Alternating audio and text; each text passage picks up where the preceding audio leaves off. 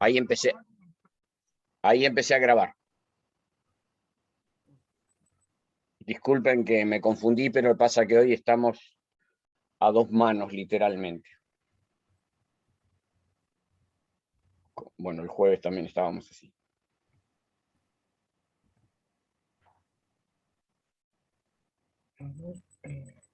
Sí, Mica pide ser aceptada de nuevo. El profesor, ahí creo que ya entró. Estoy en eso, Sí, Jorge, sí, así sí, que sí, estoy sí. admitiendo. Está bien, está bien, está bien. Perdón, no interfiero con eso yo. No, no, para nada, Jorge. Y sabés que estás acá, estoy acá para cualquier cosa. Bárbaro. Marquitos, algo. Cuando terminemos con esta clase necesito hablar algo contigo del proyecto de investigación, ¿sabes? Así que, Bueno, bueno, con 5 minutos. Em, hay un mensaje nuevo, dice. Ah, listo. ¿Tenemos mucha gente en sala de espera, Marcos, o ya puedo comenzar?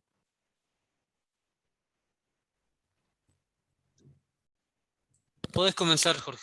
Bueno, perfecto.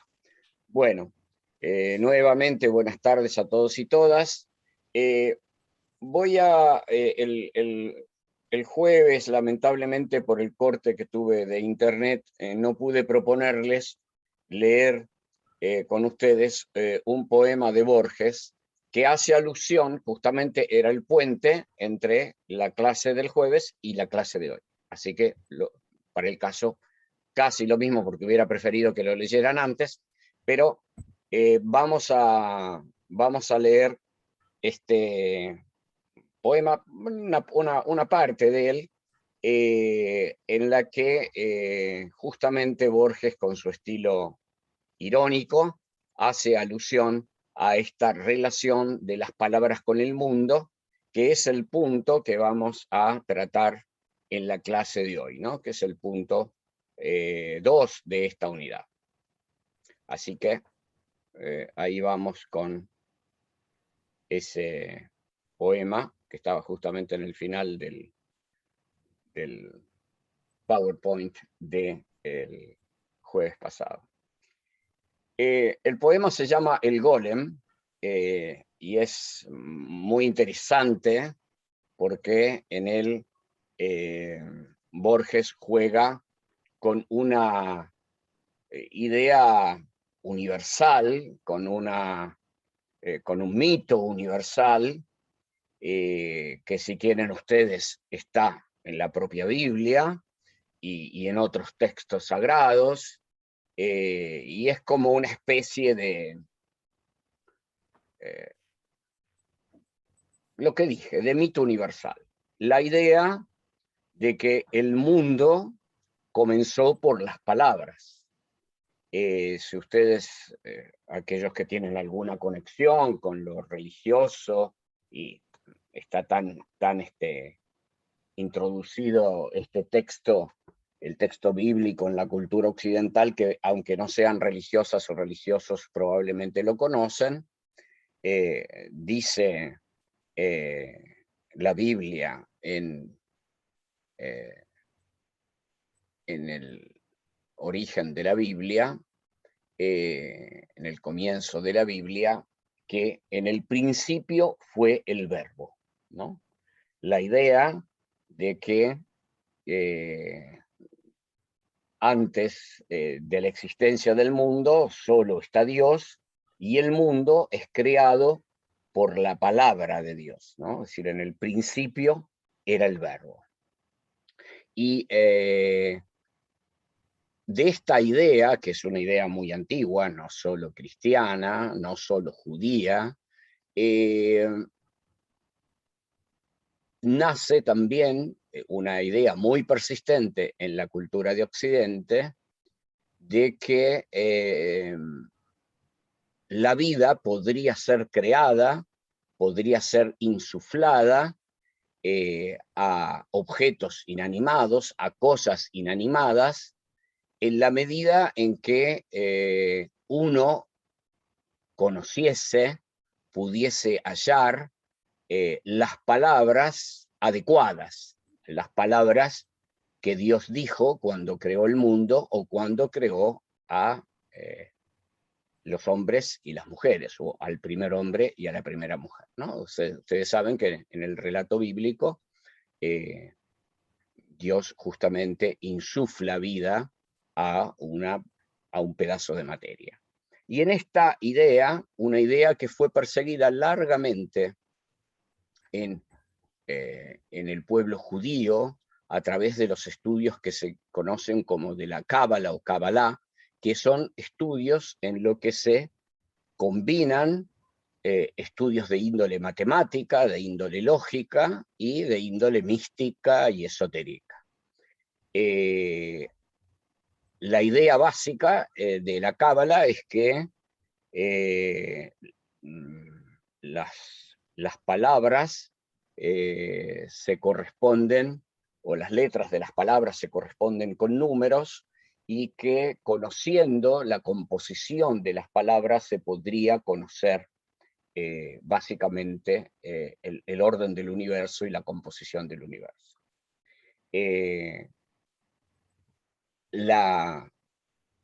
Este poema de Borges, de alguna manera, parte de lo que hemos visto en el Cratilo de Platón y de esta idea de la cábala judía, ¿no? Que se las he relatado de un modo un poco grosero, un poco lineal, que merecería muchos más refinamientos.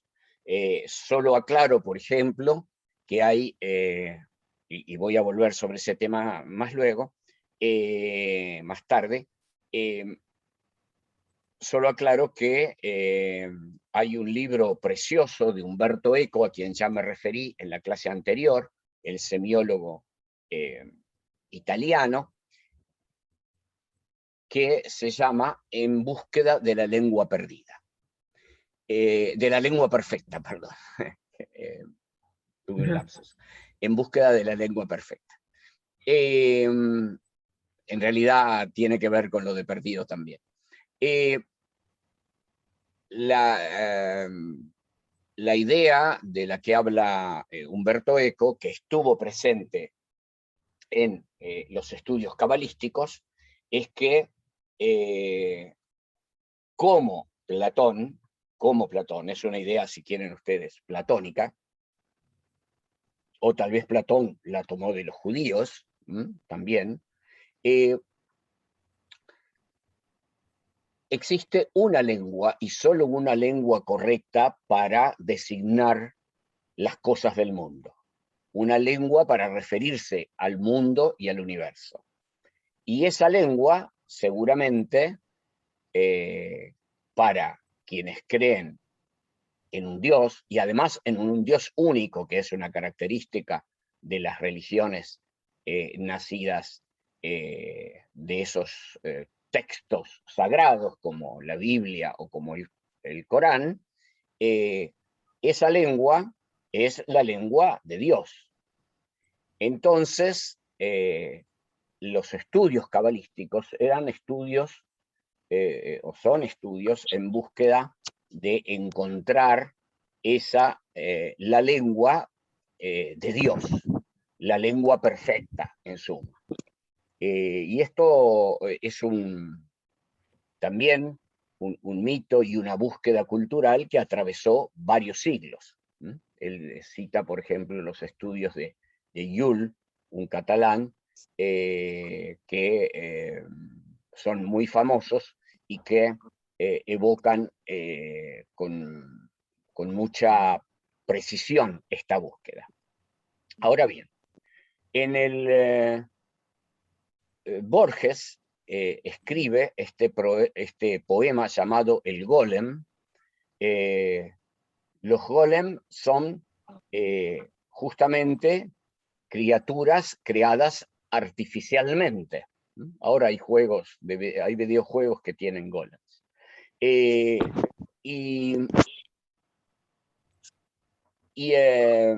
Borges juega con el tema que estamos aquí nosotros trabajando en este poema, que vamos a leer despaciosamente para ir repasando estas ideas, ¿no? empieza, y para este tema de la unidad 1, esa primera cuarteta es fundamental, diciendo, sí, como afirma el griego en el cratilo, el nombre es arquetipo de la cosa, en las letras de rosa está la rosa. Les pediría que quienes tienen los micrófonos abiertos los cierren porque están entrando sonidos externos, por favor.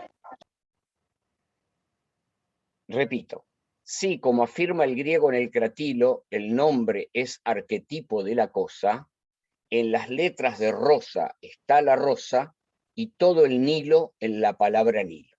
A ver, con todo lo que hemos dicho, no hace falta decir quién es el griego del cratilo, ¿verdad? Es una obvia referencia a Platón y a la teoría de Platón sobre la relación de las palabras con el mundo.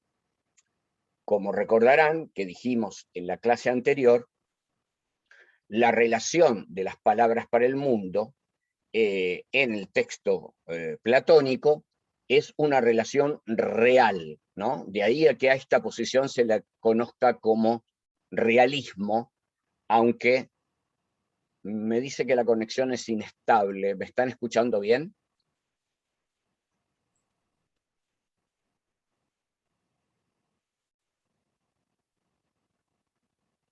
Sí. Sí, bueno, perfecto, continúo. Gracias. Entonces, esta es la primera, el primer apunte. El segundo apunte, si ustedes miran la escritura de ese primer cuarteto, en la primera oportunidad que se menciona Rosa, está en bastardilla, está en itálica, es decir, ven las letras inclinadas.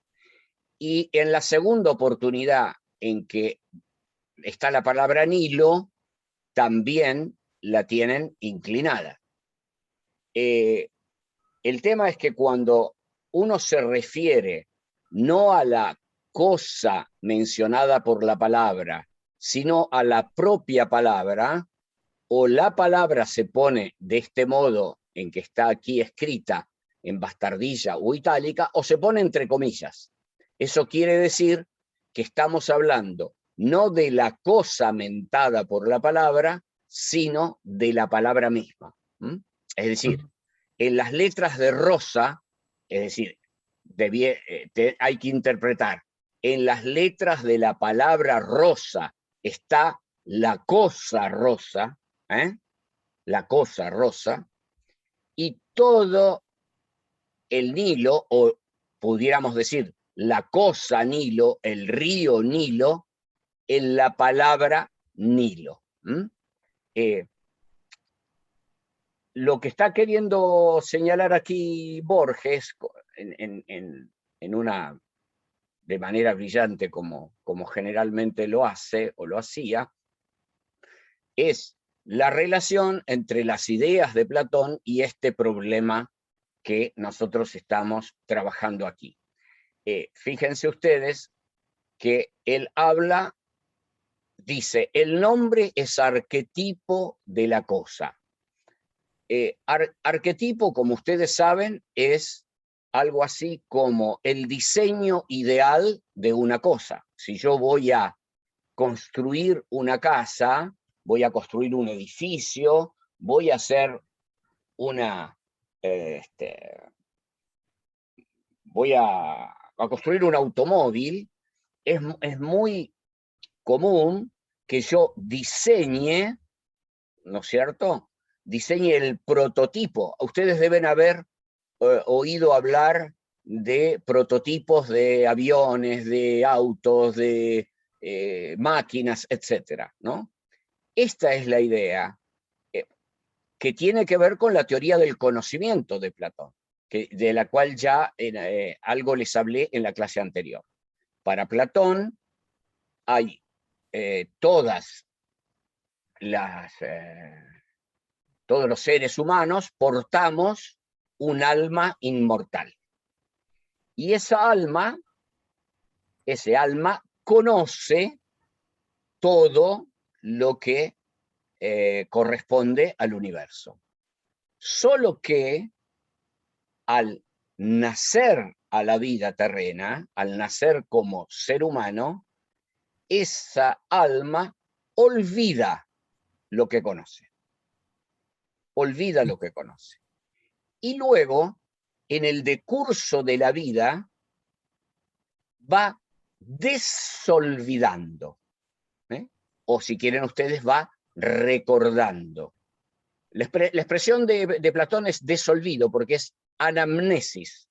Fíjense ustedes que cuando le hacen un interrogatorio, nos hacen un interrogatorio las médicas o los médicos por algún problema de salud que tenemos, la historia que ellos anotan sobre nuestro relato acerca de la enfermedad o de nuestro padecimiento o de nuestro síndrome se llama anamnesis, justamente. Es esa idea de Platón.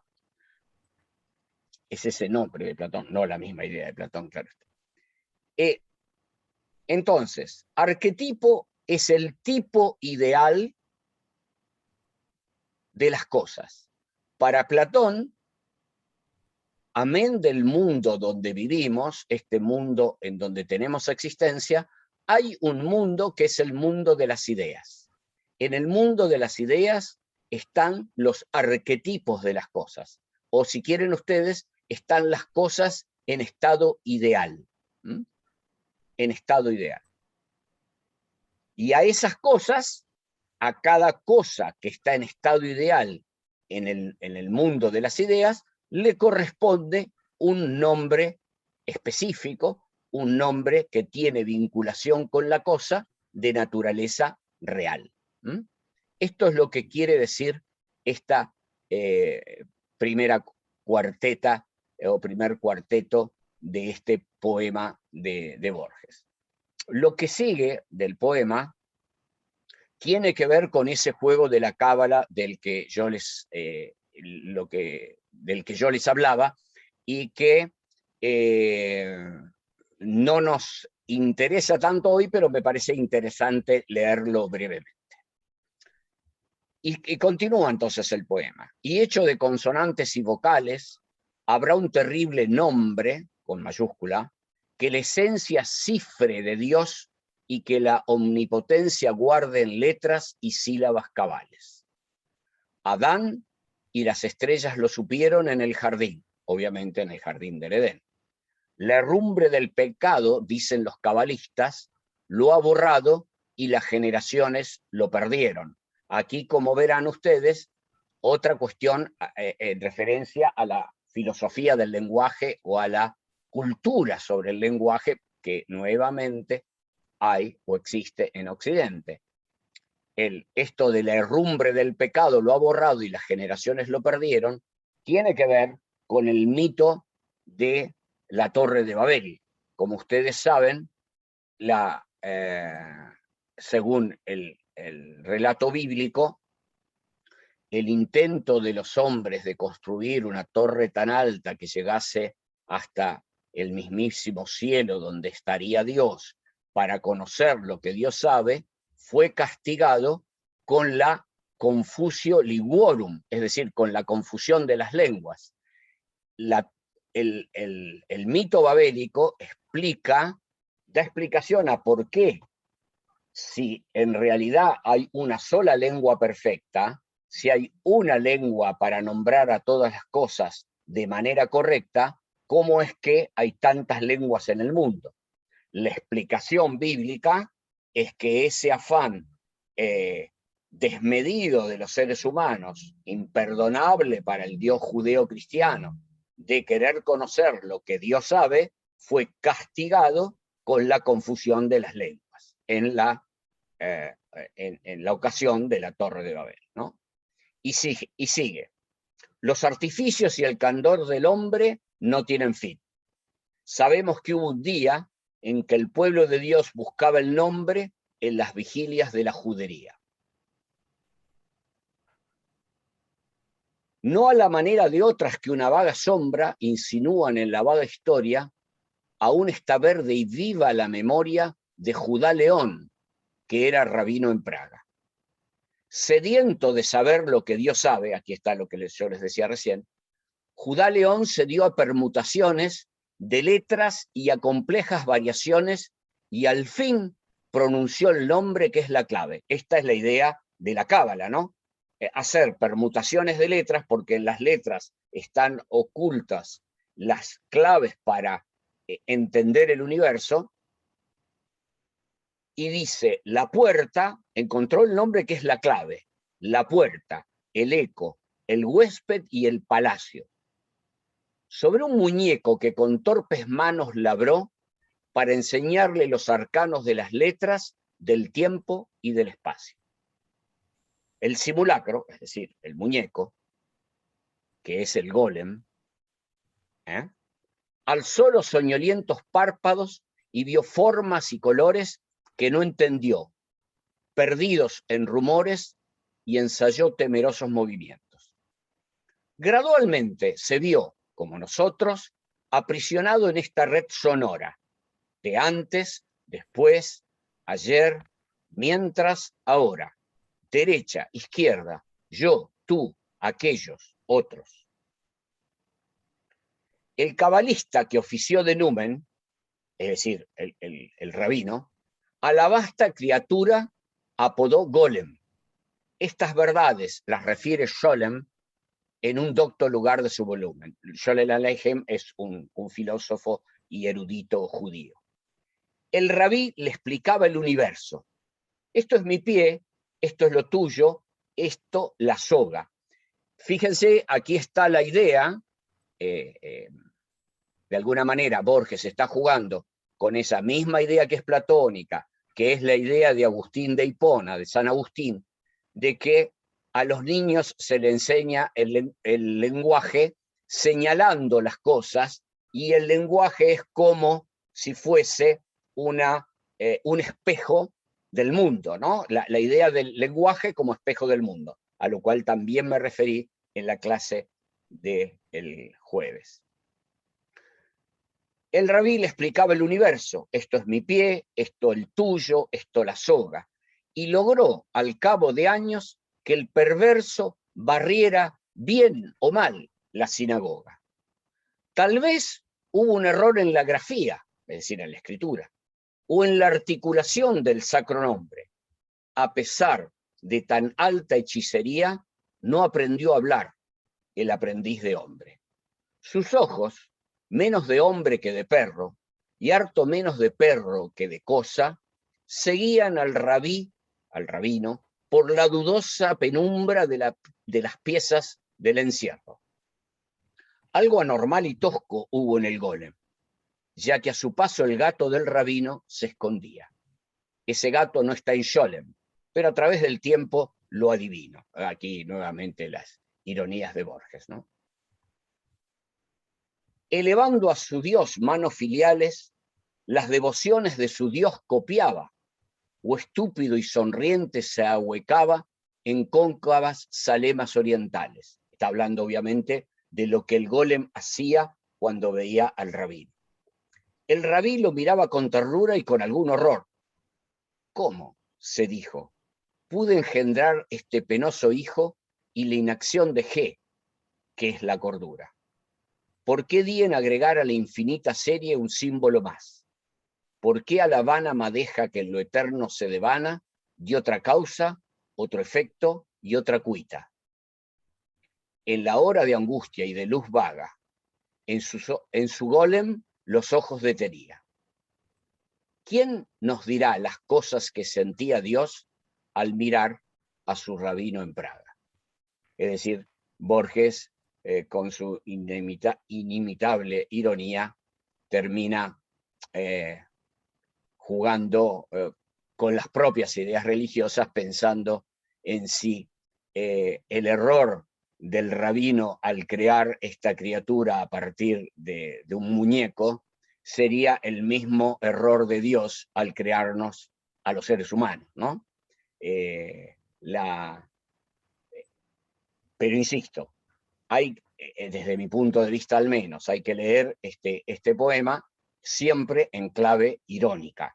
Es decir, Borges está de alguna manera, mofándose de un mito universal de Occidente, ¿no? De este poema quisiera que ustedes prestasen atención más que nada a, a este primer cuarteto que analizamos al comienzo, que es el que para nuestro tema de la clase de hoy es el punto central. Pero quise rápidamente, el poema se presta a muchas y sutiles interpretaciones, seguramente algunas distintas de las que yo propongo, pero que me parecía interesante analizar.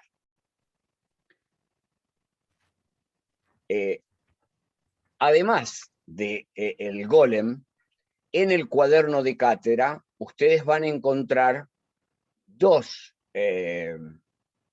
textos de Borges, además, que son las ruinas, que son muy célebres además, muy conocidos, las ruinas circulares y el idioma analítico de John Wilkins. Como les pongo aquí en el PowerPoint, lo que está presente en la idea de Borges, y que ahora vamos a retomar en la siguiente parte de la clase, es la idea de que el mundo, tal como lo vemos, es una construcción humana. Tenemos nosotros la tendencia a pensar que el mundo está ahí afuera y nosotros todo lo que hacemos es verlo y reflejarlo en el lenguaje, verlo y reflejarlo en las palabras, sin advertir las operaciones que hacemos en el propio ver el mundo, en los propios recortes que hacemos del mundo.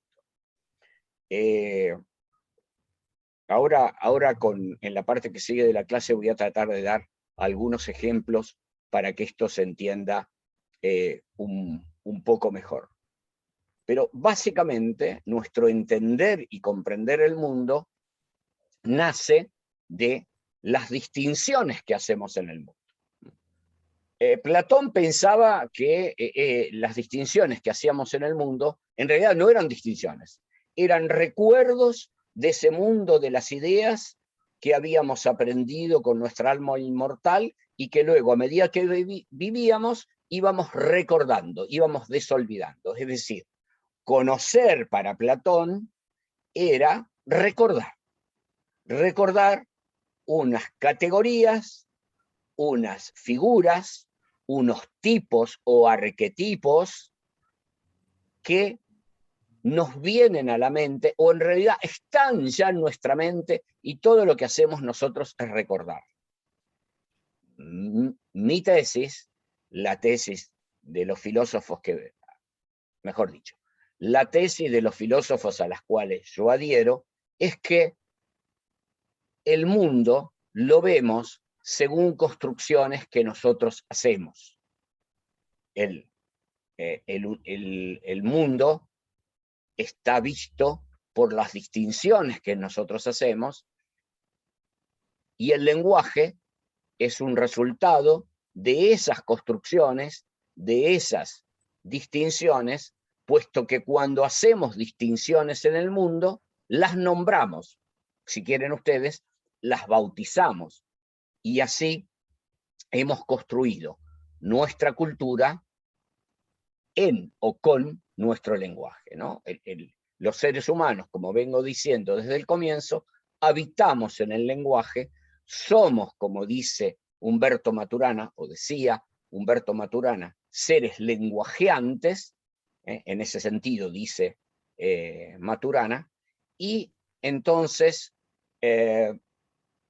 creamos, no en el sentido del rabino de Praga, no es que nosotros decimos unas palabras mágicas y creamos al sol. No es que decimos unas palabras mágicas y creamos la luna y Marte, o decimos unas palabras mágicas y creamos a las ballenas y al mar, o al mar y las ballenas. No. Lo que sí hacemos, digo, es en el infinito continuo del mundo, en donde las cosas se nos aparecen como se nos aparecen, nosotros las clasificamos. Nosotros hacemos distinciones conforme nuestra propia conveniencia, nuestra propia necesidad o nuestras propias, si quieren ustedes, intentos de comprensión del mundo. Y esto puede explicar por qué hay palabras que existen en unos idiomas y no existen en otros. Y esto es porque en distintas culturas se han hecho distinciones que no se hacen en las otras. Esto es lo que hace que las traducciones de un idioma a otro sean también tan difíciles, porque los distintos pueblos no hacen o no emplean las distinciones del mismo modo y tampoco crean las palabras para referirse a esas distinciones con las mismas extensiones. Y esto es lo que hace que el traducir un idioma a otro sea una tarea tan difícil, a punto que, como les decía en la clase anterior, hay una expresión italiana muy conocida, muy célebre, muy usada, que a propósito de las traducciones dice traduttore, traditore, que significa traductor, traidor, ¿no? En el sentido de querer decir que es imposible traducir fielmente, no porque los traductores no tengan una buena moral, sino porque les es imposible pasar el sentido de una lengua a la otra, que nada más pone de manifiesto esto de la construcción cultural del conocimiento, de la construcción cultural de la lengua, que van parejos el uno con la otra, ¿no? Porque en definitiva la cultura se expresa en el lenguaje constituye la cultura, es como una especie de red de retroalimentación. Hacemos distinciones a las cuales las nombramos con el lenguaje y con el lenguaje nos referimos a las distinciones que permiten hacer más distinciones. Y esto quisiera que lo conservasen como como un punto de partida para analizar textos cuando tengan que analizar textos de las materias, para estudiar las materias, o textos de derecho cuando sean abogadas, cuando sean abogados y tengan que hacer su trabajo como tales. Tener presente que son construcciones en las que todos y todas participamos, y es una construcción que no se detiene, que no se detiene. Bien. Quisiera que si esta parte, si tienen alguna pregunta sobre esta parte que acabo de concluir, antes de pasar al siguiente punto, que se relaciona netamente con este, pero por las dudas me gustaría conocer si tienen una consulta sobre esto. ¿Estamos? Bueno, cualquier cosa, no importa, la formulan en el chat. En todo caso, el profesor Urra me interrumpe, o una de ustedes lo puede hacer, pueden pedir la palabra e interrumpir y preguntar, por favor, estamos abiertas a eso. Bien, entonces, ahora vamos a pasar a ese segundo punto de la unidad, que para el cual yo les recomiendo que ustedes trabajen con el cuaderno de cátedra como, digamos, como hilo fundante del estudio, ¿no? Como punto de partida, como base.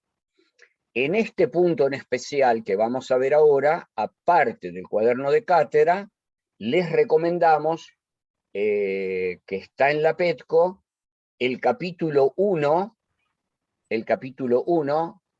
de Introducción al Análisis Filosófico de John Hospers. Justamente el capítulo que se llama Las palabras y el mundo. De lo que trata este capítulo, ya en un plano más de tipo, pudiéramos decir, siempre filosófico, de eso va la cosa, pero ya internándonos en la cuestión lingüística, de lo que trata el capítulo es de cómo pensamos y cómo piensa esta corriente a la que pertenece Hospers, que es la filosofía analítica, esa de la que les hablé yo en la clase pasada, que había nacido en la primera mitad del siglo XX, que tuvo una manifestación muy alta en lo que se conoció como el Círculo de Viena. El Círculo de Viena, creo que me refería a él, pero brevemente lo refiero nuevamente. El Círculo de Viena es un movimiento filosófico político nacido en esa ciudad, obviamente, de Austria, la capital de Austria, en el periodo entre guerras, es decir, entre la Primera y la Segunda Guerra Mundial, y que tenía como divisa la idea de que para alcanzar la paz, luego del horror que se había vivido con la Primera Guerra Mundial, no imaginaban que todavía quedaba un horror mucho peor, tenían la idea de que para alcanzar la paz había que poner en el primer lugar de las preocupaciones humanas a la ciencia, que el problema de las guerras eran las religiones, eran el predominio del voluntarismo político por sobre el pensamiento científico, y que la humanidad, para alcanzar la paz, tenía que dirigirse hacia el pensamiento científico. Y en materia moral, los autores del Círculo de Viena, justamente porque rechazaban todas las posiciones metafísicas, sostenían que no había un modo de llegar o de allegarse al conocimiento de lo bueno o de lo malo en sí mismo, que bondad y maldad eran afirmaciones o preferencias subjetivas e irracionales de los seres humanos, y no había nada, no había un método para conocer la verdad, porque no había verdad en materia moral. Lo que había eran preferencias, y las preferencias solo podían ser dirimidas a través de un principio racional, que era el principio de la mayoría, que era el principio que se expresaba en el modelo democrático de política.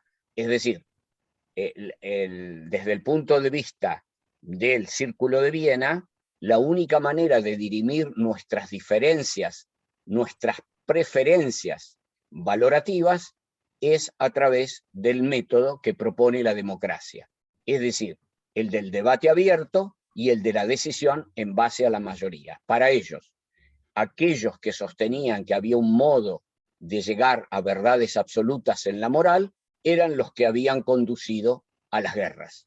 Que las guerras, como las guerras de religión, como las guerras que acababa de ocurrir en Europa y en el mundo, eran el producto de ese pensamiento absolutista, fundamentalista, que era la madre, empleando una expresión que se ha usado después, la madre de todas las guerras.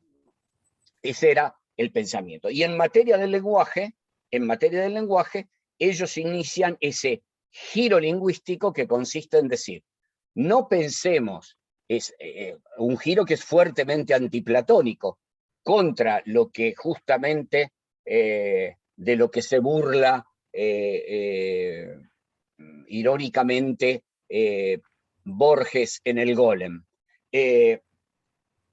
El Círculo de Viena piensa que la relación de las palabras con el mundo no es como el griego del cratilo, no es una relación real, una relación fatal entre o necesaria entre palabra y cosa, sino que es una relación arbitraria, una relación entonces presidida por la voluntad de los seres humanos hablantes, y que el sentido, que es donde habita el lenguaje, está determinado por el uso que los seres humanos le damos, no por un mundo de las ideas o por una naturaleza de las palabras como proponía Platón. ¿Se entiende eso? Sí, sí. Entonces, algo preliminar, ¿no? Una primera distinción entre signos y símbolos, ¿no? Un signo es una cosa que evoca a otra cosa.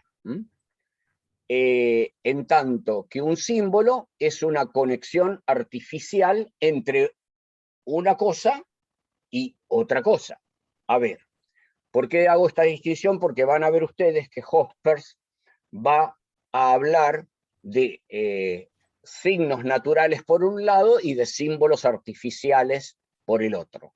En realidad, por lo que estamos hablando, se va a poder ver que justamente, sí, como los propios filósofos del lenguaje sostienen, los propios filósofos analíticos sostienen, el vínculo entre las palabras y las cosas es arbitrario, entonces también pudiera ser que usáramos la palabra símbolo para referirnos a las conexiones naturales y signo para referirnos a las condiciones artificiales, a las conexiones artificiales.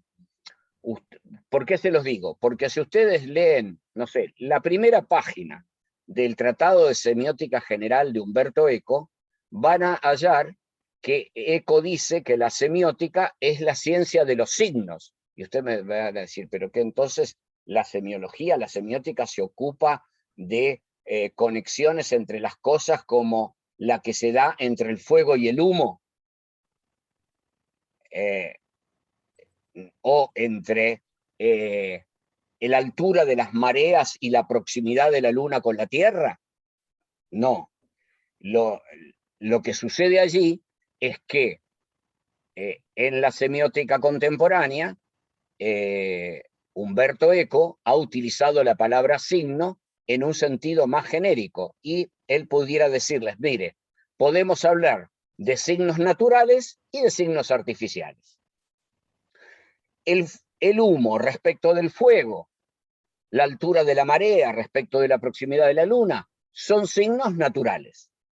Ahora, la palabra fuego, la relación entre la palabra fuego y la cosa fuego es un signo arbitrario. Y es arbitrario, y esto puede explicar por qué a la cosa fuego los ingleses le dicen fire y los italianos le decimos fuoco. Respondiendo de esta manera al mito de la Torre de Babel. No, mire, no es que Dios confundió las lenguas para castigar a los humanos porque querían saber lo que él sabe. No, el lenguaje es artificial, el lenguaje es un producto de las culturas humanas, y lo que explica esa conexión entre el ruido o grafismo, que es una palabra, y la cosa, es un vínculo voluntario, artificial, establecido por los propios hablantes. Dicho esto, de todas maneras, para no confundirlos, van a encontrarse con que Hospers habla de signos para referirse a las conexiones naturales y de símbolos para referirse a las conexiones artificiales, entre las cuales están las notaciones musicales, uno de los primeros códigos que se construyeron en la historia de la humanidad, los jeroglíficos, que no dejan de ser un lenguaje con una codificación diferente a la que estamos habituados, y lo que habitualmente llamamos lenguajes, ¿no? Tengamos presente esta distinción para lo que sigue. Hay algo que dice Niklas Luhmann, el sociólogo alemán del que les hablé también en la primera clase, que es el que dice que la sociedad son las comunicaciones que los seres humanos producimos, que los aparatos psíquicos que los seres humanos somos, producimos. Él dice, es esto. Los lenguajes son sistemas de sentido. Lo que distingue o lo que permite de alguna manera producir la comunicación humana es la construcción de sentido. Y la palabra sentido, dice Luhmann, no tiene una traducción más cercana, no tiene otro modo de ser dicha, porque para hablar de sentido tengo que hablar de sentido. Para hablar de la palabra sentido tengo que hablar de sentido. ¿Qué es eso que se produce en la cultura cuando conecto algo con algo?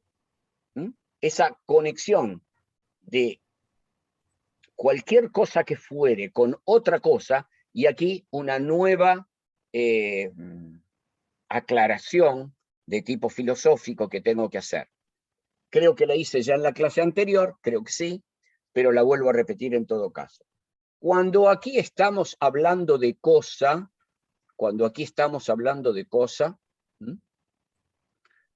hablamos de cosa en el sentido, está aquí en esta filmina, en el sentido heideggeriano. Es decir, en el sentido de Martin Heidegger, el autor de Ser y Tiempo, el filósofo alemán, tristemente célebre, dicho sea de paso, por su adhesión al nazismo, lo cual no priva que hay aportaciones de su filosofía que han atravesado la filosofía de Occidente.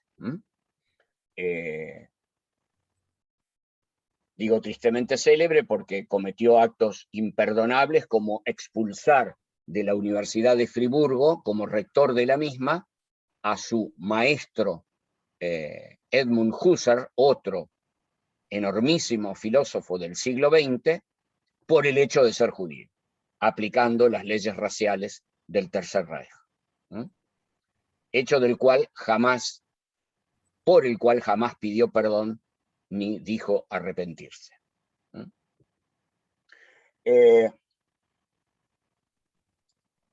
Pero, ¿qué tomamos de él? Que es la noción de cosa como todo lo que se nos aparece en tanto que se nos aparece. Y aquí no hay que hacer un nuevo refinamiento lingüístico, porque tendemos a pensar que si algo se nos aparece es porque es algo que vemos con los ojos u oímos con los oídos o sentimos con el tacto, o de alguna manera tiene que ver con la percepción a través de los sentidos. No, es lo que se nos aparece en tanto que se nos aparece en nuestra mente. Por eso les decía en la clase anterior que cosa es tanto un reloj, como el que estoy mostrando aquí a la cámara en este momento, como el golem del poema de Borges. Ambos son cosas. Aún si el reloj del ejemplo de recién es un objeto tangible, visible, y si lo hiciera sonar, audible, y el golem es solo la creación de un mito popular que recoge Borges en el poema y que no es un ser existente. ¿Mm? Pero es una cosa del mundo, en tanto es algo que podemos comprender y diferenciar como cosa en nuestra mente. ¿Se entiende eso? Vendrían a ser esas cosas, los pensamientos. Claro, lo que creamos con la ideación. Ideas. Claro, claro. Fíjense ustedes, muchas de las cosas que ustedes van a trabajar cuando estudien derecho positivo, derecho civil, derecho penal, derecho real, derecho administrativo, etcétera, derecho constitucional, son cosas en el sentido heideggeriano, pero no son cosas que ustedes puedan tocar u oír. ¿Mm? Son conceptos y en este sentido son cosas sobre las que justamente ustedes luego van a debatir sobre su sentido, ¿no? Yo les hablaba en la clase anterior con el ejemplo de estafa. Estafa es una idea sobre una acción humana y es un recorte sobre acciones humanas que hemos distinguido entre los actos que los seres humanos producimos, cometemos, ¿eh? Y claro, si ustedes son juezas o jueces el día de mañana y denuncian a una persona ante su tribunal por estafa, ustedes van a tener que cotejar las cosas, las acciones que esa persona llevó a cabo con ese concepto de estafa que ustedes han estudiado en el derecho penal, por ejemplo. ¿Se entiende? Y lo que nosotros queremos que ustedes vayan aprendiendo con H intermedia desde ahora es cómo es de lábil, de fluctuante, de inestable el lenguaje y cómo entonces en esa tarea que es de toda la comunidad parlante, de toda la comunidad hablante, de producir sentido todos los días, los sentidos van mutando y esto puede producir dudas, incertezas, problemas a la hora de interpretar. Por eso es que siempre les digo que nuestro programa es una espiral y que esto que estamos viendo en la unidad 1 sobre el lenguaje, que es el elemento, la argamasa sobre la que construimos la cultura, lo vamos a tener presente en la unidad 2 cuando veamos los conceptos jurídicos fundamentales, lo vamos a tener presente en la unidad 3 cuando veamos el tema de las normas, lo vamos a ver en la unidad 4 cuando veamos el tema del sistema jurídico, lo vamos a ver en la unidad 5 cuando veamos el tema de las fuentes del derecho, lo vamos a ver de una manera global, jugando prácticamente en todos sus aspectos, en la unidad 6 cuando veamos la unidad de producción jurídica o de decisión judicial, y lo reveremos, lo podremos volver a ver en la unidad 7 con la argumentación, lo cual no hace falta explicar, y en la unidad 8 cuando veamos el concepto de derecho y pensemos en las relaciones entre derecho, moral y política. Así que lo que les pedimos es que mantengan como diría, esta advertencia, ¿no? Este grito de alerta inicial sobre las condiciones y las características del lenguaje. Ahora, pasamos a un problema central de la lingüística. El significado. Hay un libro célebre de este campo que se llama El significado del significado, que alude al problema justamente de qué significa una palabra. Y aquí nosotros hacemos una, pudiéramos decir, petición de principios, ¿no? se dice petición de principios cuando uno establece algo en un discurso, en una locución, en este caso en una clase, desde la cual parte. Ya lo hemos dicho, ya hemos explicado por qué, pero ténganlo en cuenta. El significado de las palabras no se descubre, como propondría Platón en el Cratilo. El significado de las palabras no se descubre, sino que se asigna. ¿Y cómo se asigna? Se asigna en un proceso que es de alguna manera involuntario. ¿Por qué? Porque el significado de las palabras resulta de la práctica de comunicación entre seres humanos que no está gobernada, digamos, por un ente rector o por una mente, como a lo mejor hubiera podido pensar, como juega con esa idea en el Golem Borges o como hubiera podido pensar Platón, sino que es un resultado de alguna manera azaroso de nuestra habla cotidiana. Fíjense ustedes, por ejemplo, lo que está ocurriendo ahora y que de alguna manera todos, no todos, todas, todos, todes, intentan reflejar. Se ha hecho notar, creo yo, con acierto, que el patriarcalismo y el machismo dominante de la cultura de Occidente se manifiesta en que en la generalidad de los sustantivos que tienen que ver con lo universal de las cosas, se utiliza el género masculino. Cuando nos queremos referir al conjunto de la humanidad, se dice los hombres y no se dice los hombres y las mujeres.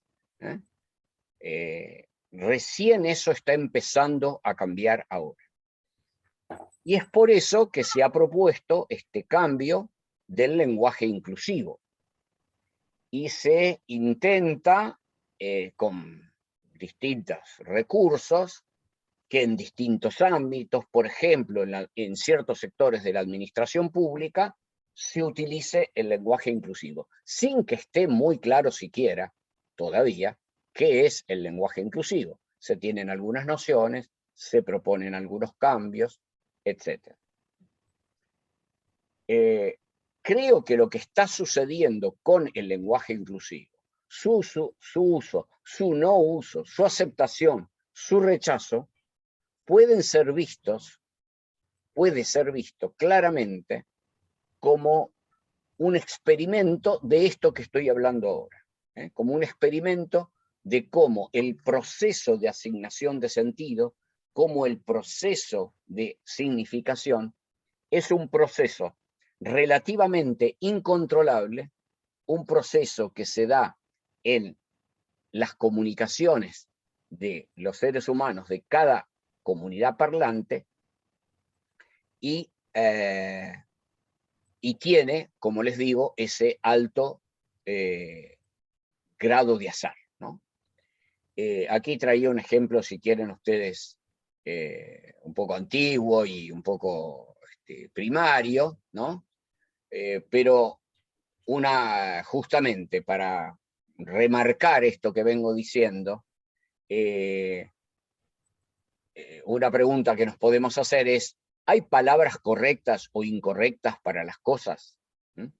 Si atendiéramos a la proposición de Platón, si estuviéramos de acuerdo con lo que dice Cratilo en el diálogo de Platón, entonces sí, habría palabras correctas para las cosas, ¿no? Y entonces, por ejemplo, yo les preguntaba aquí, ¿está bien usar para nuestro país la palabra Argentina como nombre del país, en tanto la tierra de la plata, tal como imaginaban los conquistadores españoles estaban hollando, estaban pisando la tierra en donde, digamos, supuestamente encontrarían vetas interminables, infinitas de plata. Solo un ejemplo para mostrar nuevamente el origen azaroso, el origen voluntario, el origen político de las palabras y cómo éstas pueden variar.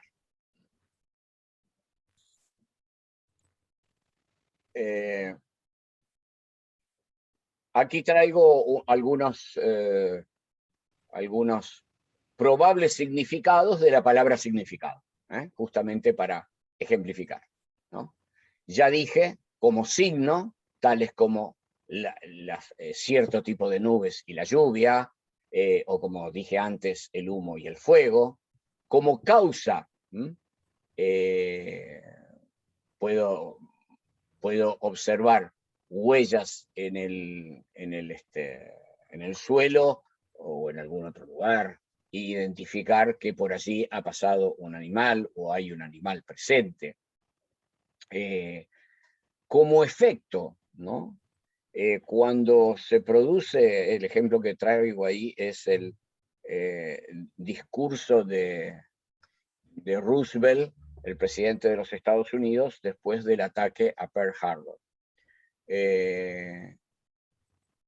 Los diarios del día siguiente al ataque, luego del discurso de Roosevelt en el Congreso, titularon "Esto es la guerra" o "Esto significa la guerra". La expresión aludía a la declaración de Roosevelt, implicaba la entrada en la guerra. También se utiliza significado como la relación de causa y efecto en el lenguaje científico. Cuando ustedes, cuando un médico, una médica dice que tal o cual emergencia en nuestro cuerpo significa una cierta enfermedad o una cierta disfunción, está usando la palabra significado en ese sentido de causa-efecto.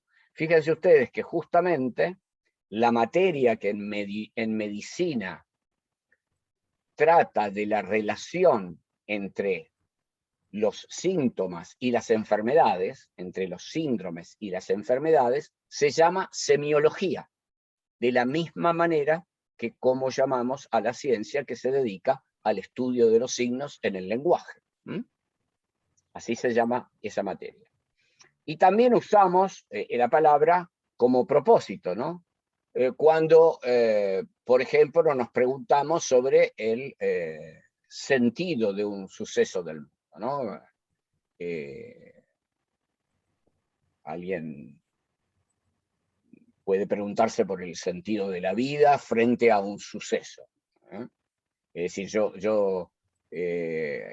no habrá, supongo, a ver, seguro que habrá quien no, pero puedo colegir que muchísimas personas en el mundo, ante la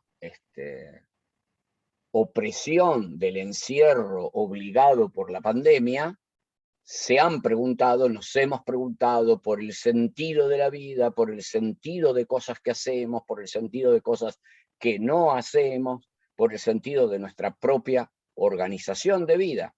Este es otro sentido de la palabra sentido. Pero nosotros aquí vamos a utilizar la palabra sentido para referirnos a la conexión entre esos ruidos o grafismos que son las palabras y las cosas del mundo que es todo lo que se nos aparece en tanto que se nos aparece. Como resumiendo todo esto que les vengo diciendo.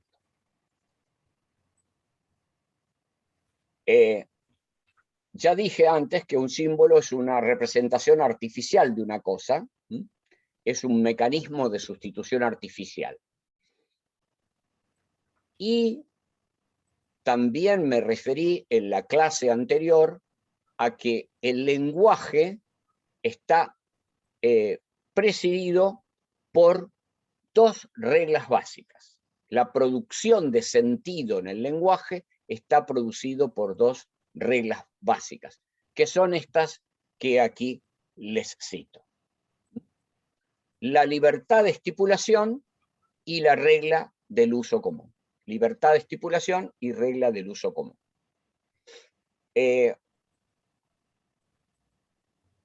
La regla del uso común, perdón, empiezo por la que cito primero. No es que una es primero y la otra es después, se pueden obviamente hablar de ellas en cualquier orden. La libertad de estipulación es el principio según el cual le podemos atribuir a cualquier ruido o grafismo convencional, es decir, a cualquier palabra le podemos atribuir el significado, el sentido que nosotros querramos otorgarle. El significado o sentido que nosotros le querramos otorgar. Esto significa que básicamente nosotros estamos en posibilidad de variar el significado de una palabra todo el tiempo. No de una palabra, de todas las palabras, todo el tiempo. Como decía en la clase anterior, está claro que no podríamos variar el significado de todas las palabras al mismo tiempo, todo el tiempo, porque eso anularía el lenguaje. Eso explica la otra regla que contiene al lenguaje, o que está presente en el lenguaje, que es la regla del uso común. ¿Cómo es posible, siendo que el lenguaje es arbitrario, que al fin de cuentas, de alguna manera, se produzca ese fenómeno que llamamos comunicación? Pese a que todos somos un alter para un ego, pese a que ese fenómeno de la comunicación está presidido por el principio de doble contingencia, al que también me refería al comienzo de la clase anterior, que es que cada uno de nosotras, cada una de nosotras, cada uno de nosotros es una caja negra para el otro, para la otra. Ustedes están escuchando mis palabras, no pueden conocer mis pensamientos.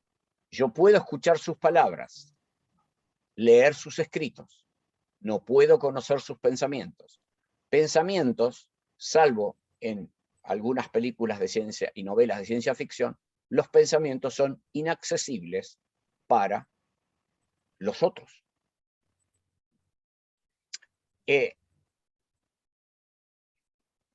Pero pese a eso, pese a esa radical, si quieren ustedes, individualidad, y a esta radical potencia que significa la libertad de estipulación, que es la de poder cambiar el significado de las palabras todo el tiempo, ocurre que nos comunicamos.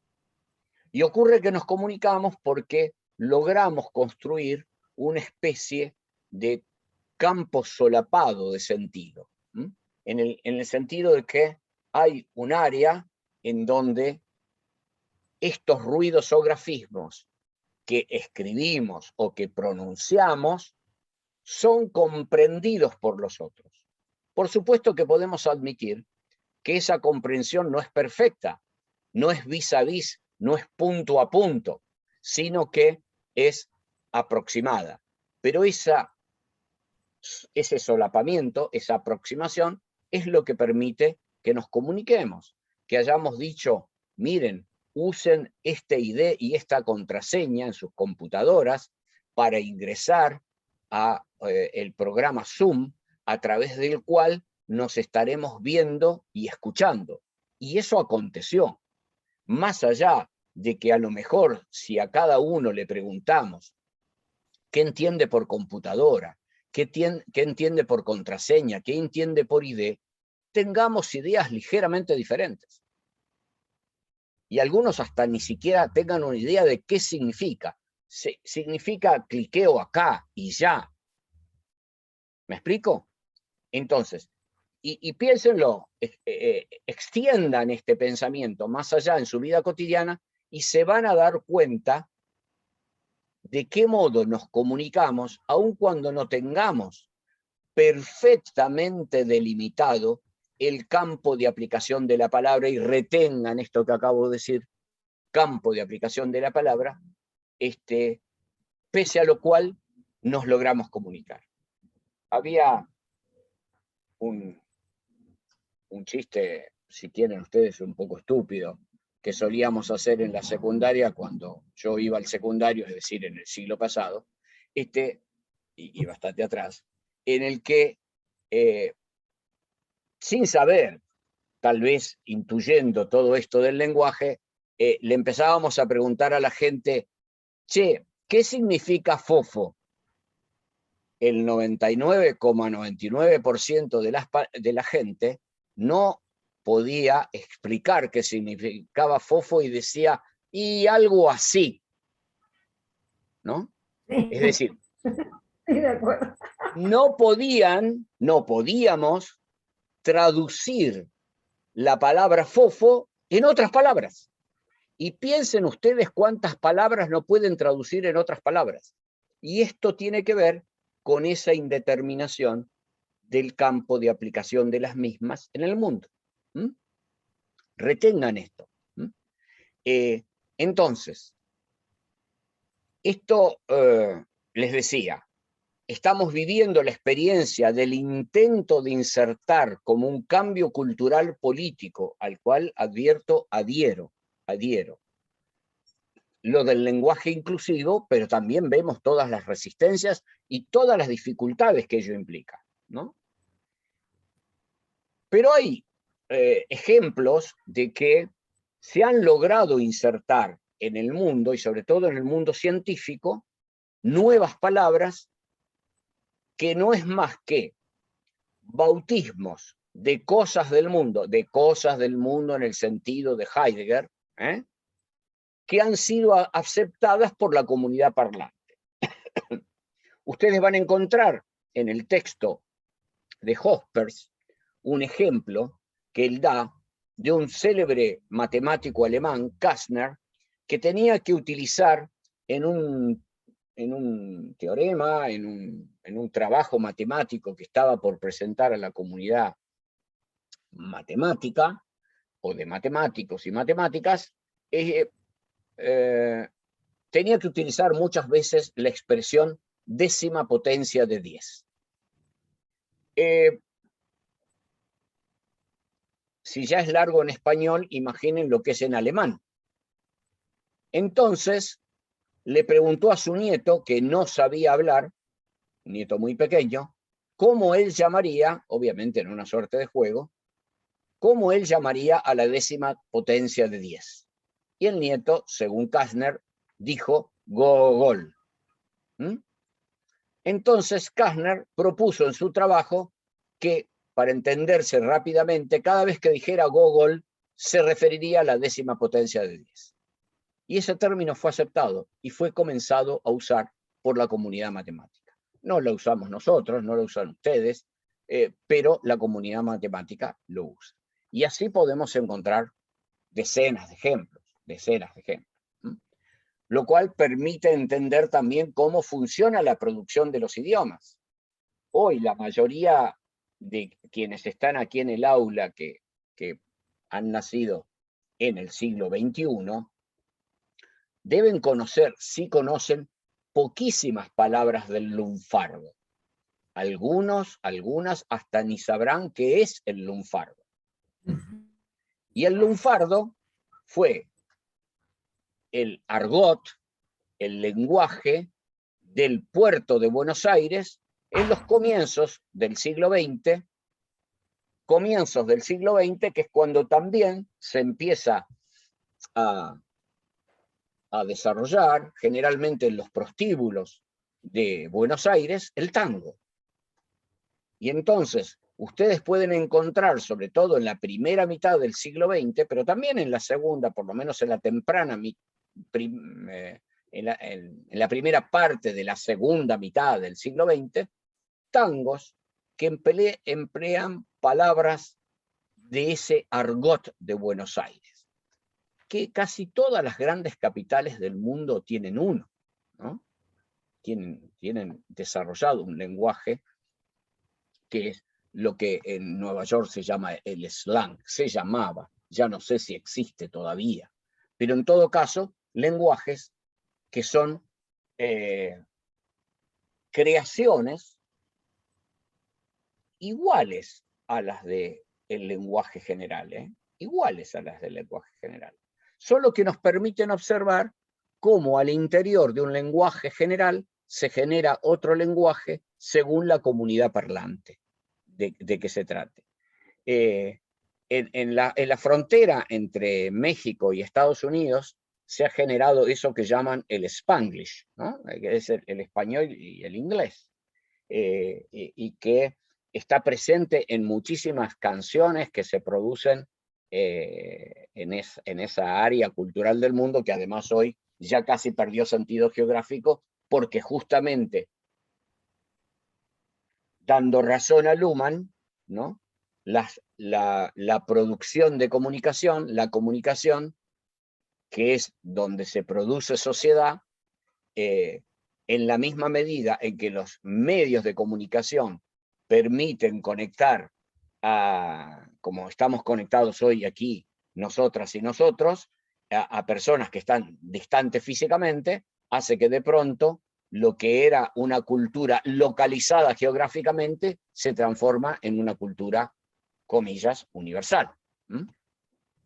Pero piénsenlo, ¿por qué dicen que el francés, el inglés, el propio inglés, pese a que no se lo suele reconocer tanto, el español, el portugués, son lenguas romances o latinas?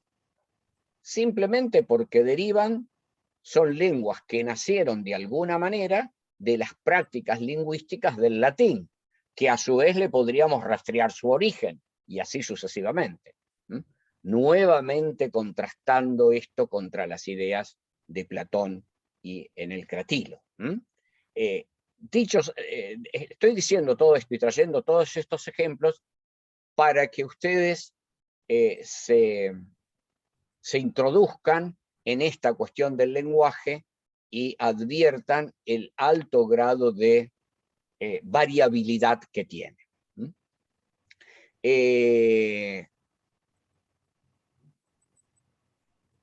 El uso común, como dice Hospers, es una regla para el significado. Una regla para el significado, y no para la verdad. ¿Qué quiere decir con eso? El uso común, cuando yo digo que la palabra tal, según el diccionario de la Real Academia Española de Letras, significa tal cosa, no estoy diciendo el verdadero significado de la palabra tal. Estoy diciendo cuál es el uso común admitido en el español para esa palabra. Pero ustedes podrán ver cuántas palabras hay en el diccionario de la Real Academia Española de Letras que se usan de un modo en España y de otro en la Argentina, para no ir demasiado lejos. Tuve la experiencia, que en su momento casi no fue demasiado grata, de asistir a la discusión entre dos amigos que eran pareja, ella española, él argentino, los dos con pocas nociones de este tema por un lado y con algún gradillo de soberbia, los dos, ¿no? Les dos, discutían acerca de cómo llamar a esa porción finita que queda, que nos vende el fiambrero, sea de un fiambre, sea de un queso, cortada en la máquina respectiva, ¿no? Mi amigo argentino decía que eso era una feta, y mi amiga española decía que eso era una loncha. Y la discusión subió de nivel en cierto momento y se transformó en cuasi agresiva. Y tuve que tratar en una fiambrería de explicar algunas nociones de filosofía del lenguaje para explicar justamente que no había una palabra correcta para designar a esa cosa, esa lámina delgada, parece un cuento de Lelutier, esa lámina delgada que queda de un fiambre después de que pasa por la máquina del fiambrero, o del queso. ¿Me explico? Y esto nos puede servir para entender, es un ejemplo gracioso, pero pueden servir para entender esto que estamos diciendo. Porque a su vez yo les podría complicar la anécdota, esto no ocurrió, es decir, esto ya estoy haciendo como Borges, pero podría imaginar que el fiambrero le dio el máximo de grosor a la máquina y cortó un pedazo de queso o de fiambre. Eso que cortó el fiambrero, ¿era una loncha? ¿Era una feta? Sea la pregunta para el español, sea la pregunta para el argentino. Los que crean que hay un significado verdadero se pueden agarrar de los pelos discutiendo acerca de cuántos milímetros tiene que tener el corte para que sea feta, para que sea loncha y para que no sea otra cosa. La respuesta que daremos desde la filosofía del lenguaje es que, miren, depende de lo que entiendan por. Como en el ejemplo que les daba en la clase anterior sobre la discusión de esos filósofos alrededor del árbol acerca de si el filósofo que había tomado tanto como los otros le había dado vueltas alrededor a la ardilla o no. ¿Recuerdan eso que conté? ¿Lo están recordando la anécdota? ¿No? Que dije que en inglés to around es todavía una expresión un poco más vaga que alrededor de, pero que discutían sobre esencias, es decir, pensaban que si filosofaban suficientemente iban a encontrar el significado de alrededor de. Y lo que les dice William James, uno de los padres del pragmatismo, de la filosofía pragmática, es, miren, depende de lo que ustedes entiendan por alrededor de. Si alrededor de es estar primero al este, luego al sur, luego al oeste, luego al norte de la ardilla, entonces le dio vueltas a la ardilla. Ahora, si por alrededor de significa estar primero frente a su pecho, luego a su hombro derecho, luego a su espalda, luego a su hombro izquierdo y luego nuevamente frente a su pecho, entonces no dio vuelta, porque en el ejemplo del caso, la ardilla estaba sobre el tronco cortado y giraba mirando siempre al filósofo ebrio. Así que, ¿se dan cuenta? Entonces,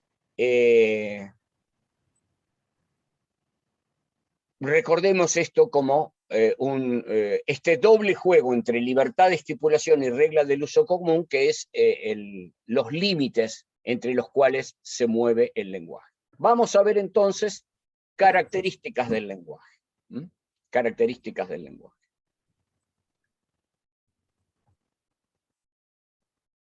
Un segundito. Bien. Las tres características de las que vamos a hablar son ambigüedad, vaguedad y textura abierta. Ambigüedad, vaguedad y textura abierta. Por las dudas, un poco para pedirles que afirmen estos conocimientos y otro poco como recomendación para los exámenes, préstenle atención a estos tres conceptos.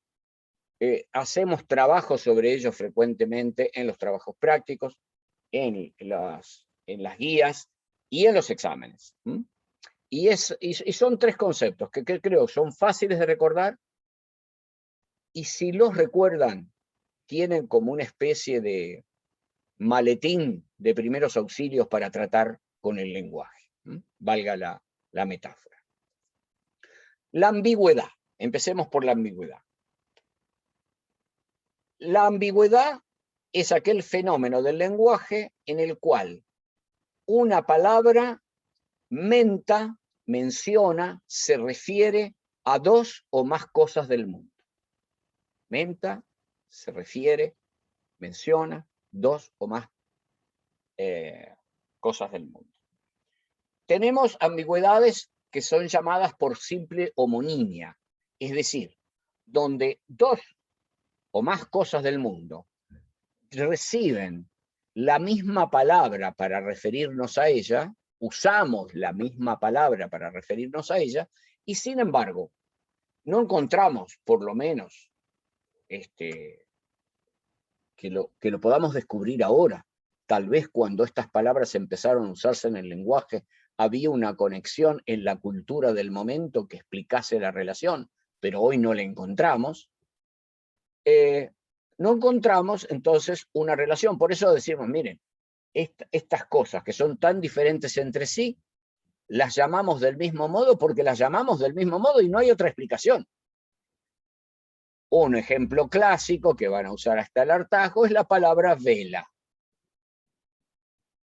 La palabra vela por la vela del barco, ¿m? Y la palabra vela por el instrumento utilizado para iluminar.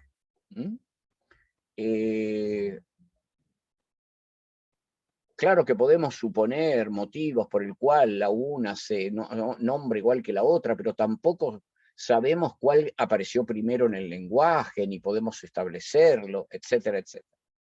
Profesor, Sí, adelante.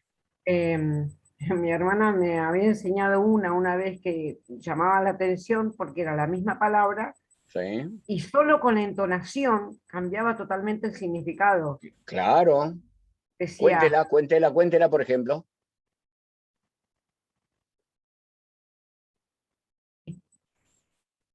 la otra persona le responde, ¿cómo, cómo, cómo? ¿Cómo, cómo, cómo? Claro. La misma Bueno, palabra seis veces con sentido diferente. exacto. En un caso es una preposición y en otro caso un verbo. Exactamente, Tremendo. exactamente. Y están las ambigüedades, como pongo ahí abajo, proceso-producto, ¿no? Mm. Y siempre juego con la misma broma, ya un poco remanida.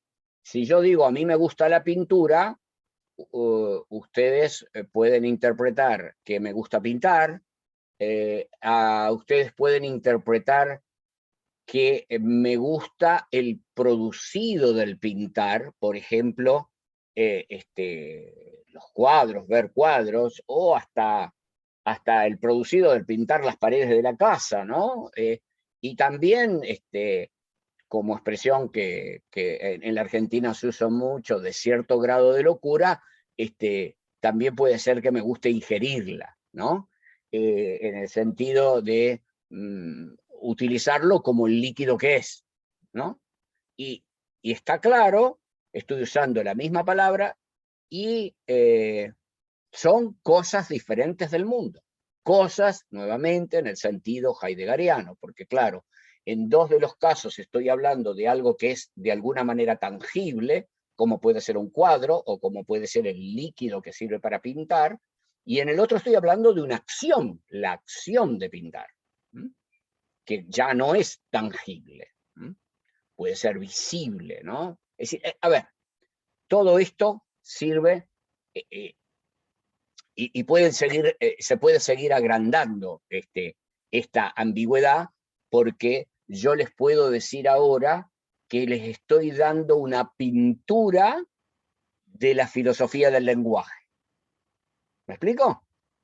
Y ahí aparece el uso metafórico, y en el uso metafórico las ambigüedades se extienden y se extienden y se extienden.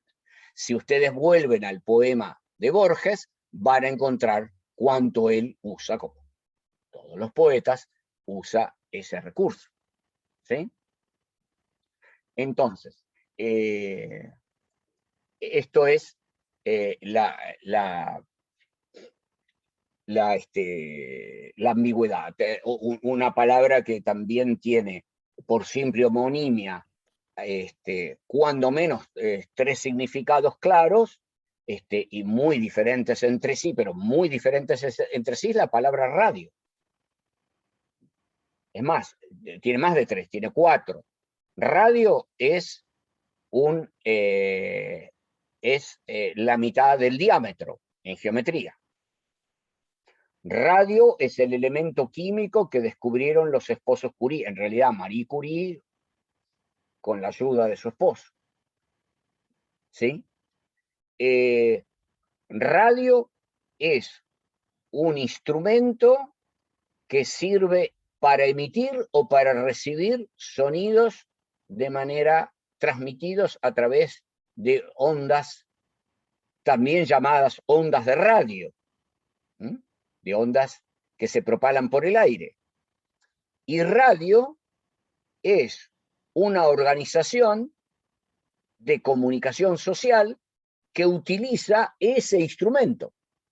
Ahí tienen, más bien, en estas últimas dos hay casi una relación de ambigüedad proceso-producto, pero en las primeras tres hay una ambigüedad por simple homonimia. ¿Se dan cuenta? Miren, siempre doy ese mismo ejemplo de ambigüedad que pueden traerlo en el campo del derecho. El axioma, o si quieren ustedes, el aforismo latino que se aplica en derecho tributario para referirse al principio que tiene que seguir el contribuyente cuando no está de acuerdo con un impuesto que se le está tentando cobrar por parte del Estado, se llama o se expresa como solve et repete. Solve et repete. ¿Qué significa? Pague y repita. Pague y repita. Y ustedes me dirán, pero, doctor, ¿usted está en sus cabales? ¿Se está olvidando?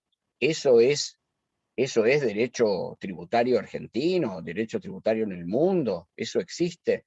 ¿Cómo es que alguien que le están cobrando mal un impuesto lo va a pagar y va a volverlo a pagar? ¿Va a repetir? No. Ahí tendré que explicar que hay una ambigüedad del uso de la palabra en el lenguaje común y en el lenguaje del derecho. Porque repetir en el lenguaje del derecho significa reclamar lo que ha pagado, lo que se entiende que ha pagado indebidamente. ¿Se dan cuenta? Ahí tenemos un caso de ambigüedad entre el uso común del lenguaje ordinario, del lenguaje común, del lenguaje de la calle, llamémosle espontáneo, y el lenguaje del derecho. La vaguedad. Hemos dicho que significado, ¿se acuerdan que les dije, retengan esto? Es el campo de aplicación de la palabra. Significado es campo de aplicación de la palabra. La vaguedad es la relativa indeterminación del campo de aplicación de una palabra. Relativa indeterminación del campo de aplicación de una palabra. Después les explico por qué pongo ahí el continuo del mundo. Y dice Hospers, y esto reténganlo por favor, que todas las palabras son potencialmente vagas. Todas las palabras son potencialmente vagas. Perdón.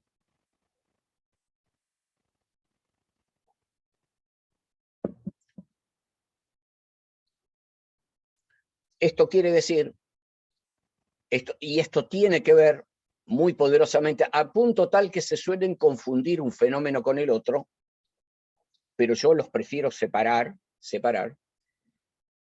suele confundir vaguedad con textura abierta. Y aquí me adelanto un poco para hablar de la textura, porque además en 5 minutos, 6 minutos tenemos que dejar el aula para dejar paso a la siguiente clase de la universidad. De todas maneras, esta clase la subo a Petco cuando Petco funcione y vamos a subir también este PowerPoint, ¿de acuerdo?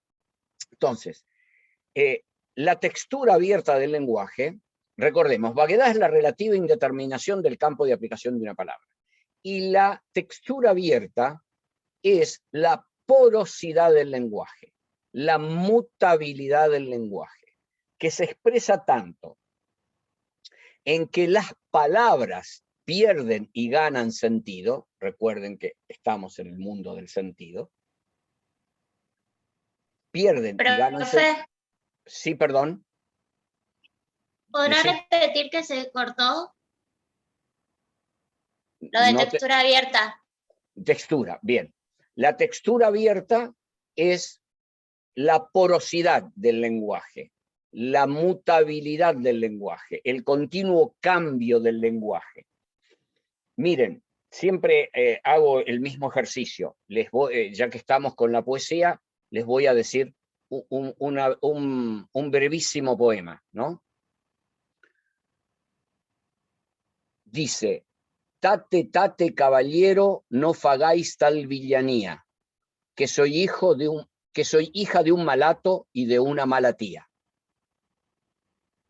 Me gustaría que me dijesen, 2 o 3, en qué lengua hablé.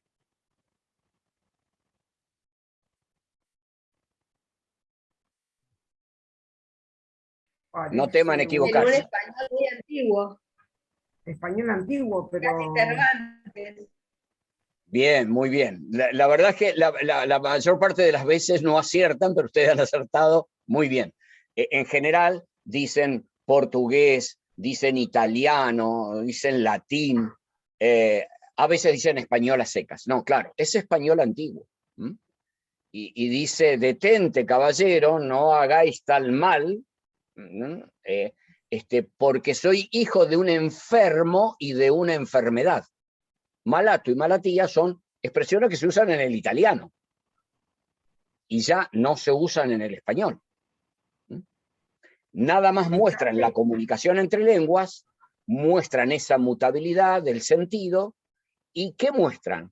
Que los lenguajes como sistema, como dice Ferdinand de Saussure, a quien me refería en la clase anterior, son un órgano vivo que no está en la mente de una sola persona, que no puede estar siquiera en el diccionario, que está en las mentes de la comunidad parlante y continuamente gana y pierde palabras, gana y pierde sentidos. Entonces, volviendo a la vaguedad, esto explica por qué esa mutabilidad constante, esto explica por qué Hoffer llega a decir que todas las palabras son potencialmente vagas. Y es porque, vuelvo al comienzo y a Borges y a Platón y a lo que estaba diciendo sobre las distinciones en las cosas del mundo, vuelvo a ello, ustedes van a encontrar que lo que hacemos los seres humanos con el mundo es clasificarlo.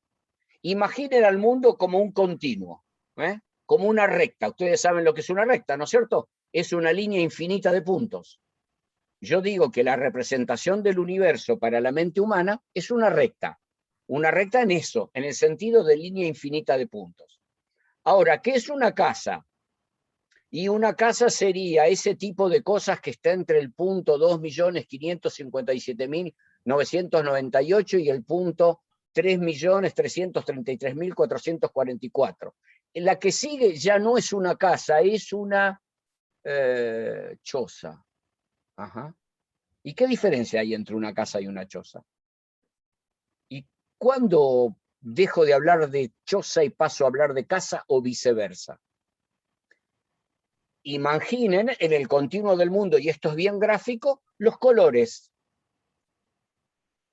Imaginen decompuesto por un prisma la luz blanca en los colores que son visibles al ojo humano. Y aquí tienen otro tema, ¿no?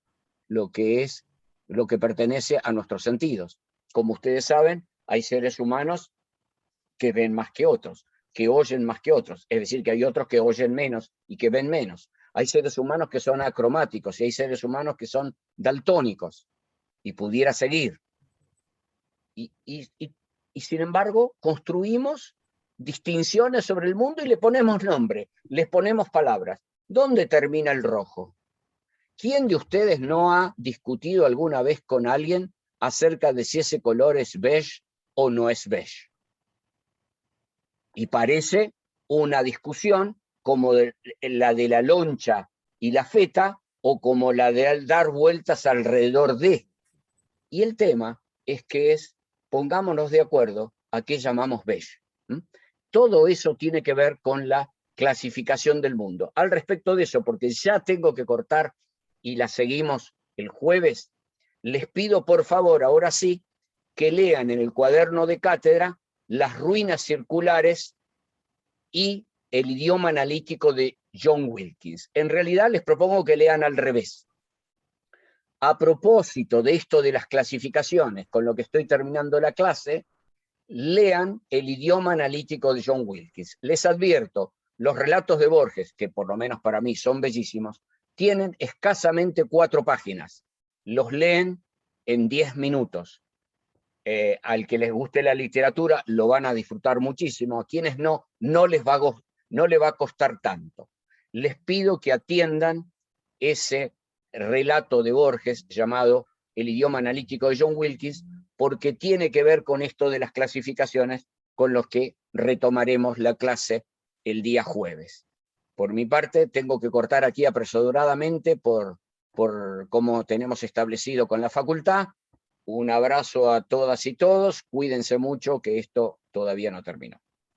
Que estén muy Muchas bien. gracias. Buenas tardes, muchas gracias. Gracias, Muy linda profe. la Buenas clase. tardes, profesor. Gracias, Adiós. chau, chau. Tardes. Javier, leí tu nombre primero. Marquitos, salimos de acá para dejar esta aula libre y nos comunicamos por WhatsApp en todo caso. Dale, Jorge. Cerralo vos, por favor, que tenés el control. Hasta luego a todas y todos.